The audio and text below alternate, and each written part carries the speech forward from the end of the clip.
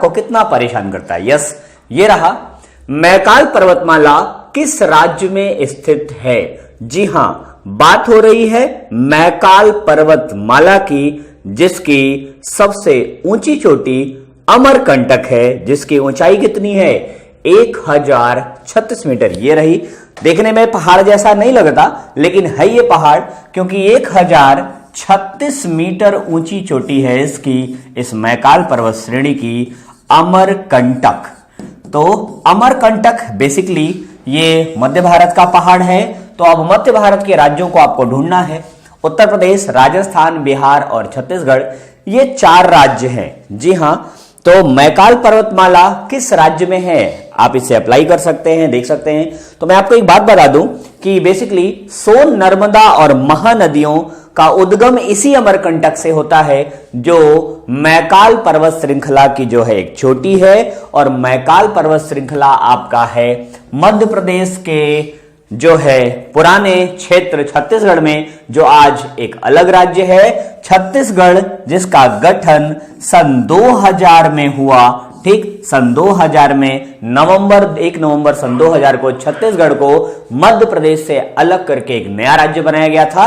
तो जी हां, ये पर्वत श्रेणी मध्य प्रदेश और जो है छत्तीसगढ़ में विस्तारित है। काफी जो है पुरानी पर्वत श्रृंखला है। और अब धीरे धीरे यह पर्वत श्रृंखला अवशिष्ट पर्वत श्रेणी की में शामिल हो चुकी है, और इसकी सबसे ऊंची चोटी है अमरकंटक, 1036 मीटर इसकी हाइट है। क्लियर? आते हैं हम लोग अपने अगले सवाल पे। ये रहा आपका नेक्स्ट क्वेश्चन कि नल्ला मल्ला की पहाड़ियां किस राज्य में हैं? जी हां, बात हो रही है नल्ला मल्ला पहाड़ियां। इसी नल्ला मल्ला पहाड़ियों के जो है पूर्वी घाट की जो है नीलगिरी पहाड़ी का ये पूर्वी विस्तार है। बेसिकली बताएं आपको कि ये पूर्वी घाट पर्वत श्रृंखला का पूर्वी विस्तार है। क्लियर? तो जिसे आप नीलगिरी की पहाड़ियों के नाम से भी जानते हैं। तो बेसिकली अगर आप देखें तो करनूल, नेल्लोर, गुंटूर, यह इसी पहाड़ियों के इर्द गिर्द स्थित है। बेसिकली किस राज्य में होगा? उड़ीसा, मेघालय, आंध्र प्रदेश और गुजरात। तो गुजरात तो आपके पश्चिमी क्षेत्र में है, मेघालय आपका पूर्वोत्तर का हिस्सा है। अब 2 विकल्प आपके फंसे, उड़ीसा और आंध्र प्रदेश। तो उड़ीसा या आंध्र प्रदेश में से एक विकल्प आपका सही है, और वो है आपका आंध्र प्रदेश। तो राइट आंसर आपका होगा आंध्र प्रदेश। ये नल्ला मल्ला की पहाड़ियां आंध्र प्रदेश में स्थित है। ठीक है, इसका विस्तार आपको तेलंगाना में देखने को मिलेगा, आंध्र प्रदेश में देखने को मिलेगा। ठीक, यहां की जो सबसे ऊंची चोटी है वो है भैरानी कोडा, जो 3048 फीट की ऊंचाई पर है। क्लियर? इसे आप या कह सकते हैं कि नल्ला मल्ला का सबसे ऊंचा शिखर है। कौन सा? भैरानी कोडा। ठीक, नल्ला मल्ला का सबसे ऊंचा शिखर है भैरानी कोडा। क्लियर? तो आजकल के सवालों को देख करके ये सवाल भी आप लोगों को जानना चाहिए कि भैरानी कोडा किसकी सबसे ऊंची चोटी है? तो वो है नल्ला मल्ला पहाड़ी की, जो है आंध्र प्रदेश में। क्लियर? अगले सवाल पे चलते हैं, जो आपका नेक्स्ट क्वेश्चन होगा। यस, ये रहा। विश्व में दूसरा सबसे ऊंचा पर्वत शिखर कौन सा है? तो भाई पहले सबसे ऊंचे की बात कर लेते हैं। ठीक, सबसे ऊंचा आपका विश्व का पर्वत है एवरेस्ट। कौन सा? एवरेस्ट। और आपका एवरेस्ट है कहां? ये एवरेस्ट स्थित है नेपाल में। ठीक, जिसकी ऑफिशियल ऊंचाई जो है कितनी है? 8850 मीटर। कुछ पुरानी किताबों में 8848 मीटर भी लिखा है, जबकि आंकड़ा बदल गया है। हिमालय एक वलित पर्वत है, हिमालय का भाग है ये, हिमालय की हाइट बढ़ रही है। तो करंट टाइम इसके जो नए सर्वे हैं उसमें ये 8850 मीटर की हाइट पर है। तो बात हम कर रहे हैं दूसरे पर्वत श्रृंखला की, दूसरी सबसे ऊंची चोटी। तो नाम आप बताएंगे, हाइट मैं बता रहा हूं।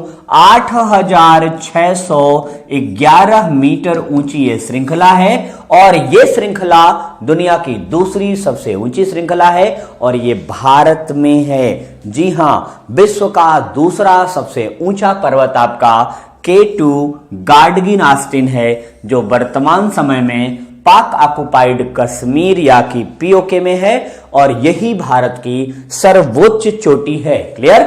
जी हां, तो आपका राइट आंसर होगा K2 गाडगिन ऑस्टिन। क्लियर? आगे चलते हैं अगले सवाल पे। यस, माजुली विश्व का सबसे बड़ा नदी द्वीप है। क्या है? माजुली विश्व का सबसे बड़ा नदी द्वीप है। यह किस राज्य में स्थित है? मुझे पता है इसका आंसर, मेरे सारे स्टूडेंट को पता होगा। बेसिकली माजुली जिस नदी पर स्थित है उस नदी का नाम है ब्रह्मपुत्र। क्या नाम है? ब्रह्मपुत्र नदी पर है। ब्रह्मपुत्र का उद्गम अगर देखें तो ब्रह्मपुत्र का उद्गम होता है, ये उद्गम है तिब्बत में। कहां पर? तिब्बत मानसरोवर झील के पास। ये तिब्बत में सांगपो नाम से बहती है। किस नाम से? सांगपो नाम से बहती है। और वहां से जब आगे बढ़ती है तो अरुणाचल प्रदेश के पास ये तीखा मोड़ लेती है और भारत में प्रवेश करती है।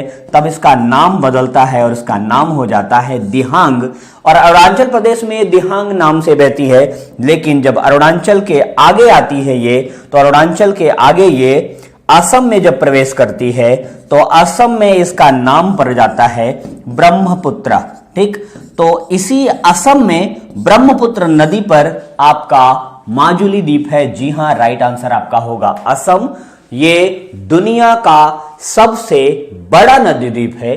तो ब्रह्मपुत्र नदी के द्वारा जो गाद लाई जाती है, उन्हीं गाद के एकत्र होने से इस द्वीप का निर्माण हुआ है। लेकिन सन 2003 के बाद जो है यहां पर काफी प्रदूषण रहा और उस प्रदूषण के कारण इस नदी द्वीप का काफी क्षरण हुआ है। तो यह नदी द्वीप धीरे धीरे कम हो रहा है, छोटा हो रहा है। बिल्कुल, तो वर्तमान समय में आपका दुनिया का सबसे बड़ा नदी द्वीप है कौन सा? ये है आपका असम का माजुली। क्लियर? ब्रह्मपुत्र नदी पर अगला सवाल आपका कि केरल के तट को क्या कहते हैं? तो भारत के इस तटीय विस्तार की बात अगर देखें तो हम दक्षिण भारत की बात करते हैं। क्लियर? तो यहां पर 4 विकल्प है, कोंकण, मालाबार, कोनार और कोरोमंडल। जी हां, यह आपका 5वां सवाल है। क्या होगा इसका आंसर? ठीक, केरल का तट। केरल है कहां आपका? केरल यहां है। ठीक, यहां है केरल, यह स्थिति है, किनारे है केरल आपके भारत में। तो क्या कहेंगे इस तट को? कौन बता रहा है इसका उत्तर जल्दी से? केरल का तट। ठीक, बेसिकली मंगलूर से कन्याकुमारी तक। कहां से? मैंगलोर, गोवा के आसपास। ठीक, मैंगलोर से कन्याकुमारी तक का यहां तक का एरिया आपका कहलाता है, क्या नाम है इसका? कौन बताएगा? इसका नाम है मालाबार तट। कहीं पर है? जी हां, तो आपका राइट आंसर होगा मालाबार तट। क्लियर? बेसिकली यह एरिया पूरे दक्षिण भारत के इस क्षेत्र में सर्वाधिक वर्षा होती है। क्या है? यहां पर सर्वाधिक वर्षा होती है, मतलब दक्षिण भारत की सर्वाधिक वर्षा इसी मालाबार तट पर होती है। और यह मसालों का तट कहा जाता है। इसे आप क्या कहते हैं? ये मालाबार तट आपका और किस नाम से जाना जाता है? मालाबार तट आपका मसालों का तट भी कहा जाता है। क्या कहा जाता है? मसालों का तट। क्लियर? वर्तमान समय में सर्वाधिक मसाले केरल में नहीं पैदा होते, उसका आंकड़ा तो आंध्र प्रदेश ने ले लिया है, क्योंकि आंध्र प्रदेश में हल्दी और मिर्चे का उत्पादन बहुत अधिक होने लगा है। इसलिए मसालों के मामले में जो है आंध्र प्रदेश नंबर 1 पर चला गया है। लेकिन मसालों का तट इसे इसलिए कहा जाता है क्योंकि आप भारत के पूर्व अवस्था में जाइए तो केरल काली मिर्च के लिए आज भी प्रसिद्ध है। और मसालों की विविधता, मतलब काइंड्स ऑफ, आप जो है मसालों की बात करें, मसालों के भेद की बात करें, तो बहुत ढेर सारे प्रकार के मसाले यहां पाए जाते हैं। इसलिए इसे मसालों का बागान भी कहा जाता है। क्या कहा जाता है? मसालों का बागान। क्लियर? तो ये तट बेसिकली मालाबार तट के नाम से जाना जाता है। क्लियर? अगले सवाल पे चलते हैं, जो सेशन का 6वां सवाल है। जी हां, जो जिला दर्रा जोड़ता है। दर्रा, मैंने बताया कि जब आप जलराशियों की बात करते हैं तो जो जलराशियां होती हैं आपकी जलराशियां क्या करती हैं? जलराशि स्थल को अलग करती हैं, स्थल को अलग करती हैं और जल को जोड़ती हैं, जल को जोड़ती हैं। ये बेसिकली कॉन्सेप्ट है। लेकिन जो दर्रा होता है, दर्रा का काम है कि वो पर्वतों को अलग कर देता है और स्थल खंडों को जोड़ देता है। क्या करता है, स्थल को जोड़ता है। ठीक, तो बेसिकली प्रश्न आपसे पूछा गया है कि जोजिला दर्रा जोड़ता है श्रीनगर को लेह से, अरुणाचल प्रदेश को तिब्बत से, चंबा को स्पीति से, या कलिम्पांग और ल्हासा को। तो ये आपका क्वेश्चन है। जो जोजिला दर्रा है, बेसिकली जोजिला हिमालय के पश्चिमी भाग में, तो हिमालय का पश्चिमी भाग अगर आप देखें तो हिमालय का जो विस्तार है वो आपके जम्मू कश्मीर के आसपास इसका पूरब का हिस्सा माना जाता है। ठीक, ये आपका भारत है, तो यहां से ये हिस्सा ये पूरब है और ये पश्चिम है, तो मतलब वो जम्मू कश्मीर में है। तो अरुणाचल प्रदेश और तिब्बत तो गया काम से। क्लियर, अरुणाचल प्रदेश और तिब्बत विकल्प से एलिमिनेट हो जाएगा। चंबा और स्पीति और कलिम्पांग और ल्हासा ये भी चला जाएगा। आपका राइट आंसर है श्रीनगर और लेह को जोड़ता है आपका दर्रा। ठीक, पंजाब हिमालय में स्थित है ये। क्लियर, ये पंजाब हिस्सा हिमालय का हिस्सा है। अगले क्वेश्चन पे चलते हैं हम लोग। नेक्स्ट क्वेश्चन आपका ये रहा, कुल्लू घाटी किसके मध्य स्थित है? कुल्लू घाटी काफी मनोरम स्थल है, लद्दाख पर्वत श्रेणी में है। ठीक, तो लद्दाख लो उत्तर में है भाई, लद्दाख और पीर पंजाल पर्वत श्रेणी के मध्य स्थित है। और बेसिकली लद्दाख और पीर पंजाल श्रेणी में जो ये कुल्लू है ये हिमाचल प्रदेश में है। तो कुल्लू आपका किस राज्य में है? हिमाचल प्रदेश का एक जिला है, हिमाचल प्रदेश में है। तो ये कुल्लू और घाटी लद्दाख और पीर पंजाल श्रेणी के मध्य अवस्थित है। क्लियर, आगे चलते हैं नेक्स्ट क्वेश्चन पे। जी हां, ये रहा आपका अगला सवाल। अंडमान तथा निकोबार द्वीप समूह में सबसे ऊंची चोटी कौन सी है? तो अंडमान निकोबार द्वीप समूह की बात करें तो म्यांमार में एक पर्वत है जिसको नाम है अराकयोमा। क्या नाम है? अराकयोमा पर्वत श्रेणी का विस्तार है आपका अंडमान निकोबार द्वीप समूह। ठीक, बेसिकली एक तरीके से माने तो अराकयोमा हिमालय का विस्तार है और ये अंडमान निकोबार द्वीप समूह उस अराकयोमा का विस्तार है। तो इसकी सबसे ऊंची चोटी जो है माउंट सैडल है। कौन सी है? Mount saddle. क्लियर, इसकी ऊंचाई अगर देखें तो 732 मीटर। कितनी? 732 मीटर इसकी हाइट है। कितनी है? 732 मीटर। अब अंडमान की बात करें तो सैडल पीक जो ये बेसिकली पर्वत है ये एक राष्ट्रीय उद्यान है, सैडल पीक राष्ट्रीय उद्यान, उससे घिरा हुआ है। और यहीं पर इसी सैडल पीक की चोटी से एक नदी निकलती है जिसका नाम है कलपोंग नदी। क्या नाम है? कलपोंग नदी। तो आपसे पूछा जा सकता है कि कलपोंग नदी कहां बहती है? तो बहती है अंडमान निकोबार द्वीप समूह में, जो बेसिकली कहां पर है? ये अंडमान तथा निकोबार द्वीप समूह में है। क्लियर, अगले क्वेश्चन पे चलते हैं। नेक्स्ट क्वेश्चन जो आपका 9वां क्वेश्चन होने वाला है ये रहा, निम्नलिखित में से कौन अक्साई चीन का भाग है? अक्साई चीन बेसिकली भारत का कौन सा भाग है? इसे आप जान लीजिए।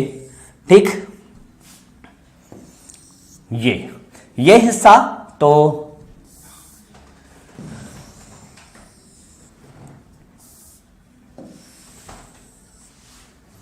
जो आप कह सकते हैं, ठीक, ये हिस्सा पाक ऑक्युपाइड कश्मीर है, POK, और ये जो हिस्सा है ये चीन के कब्जे में है।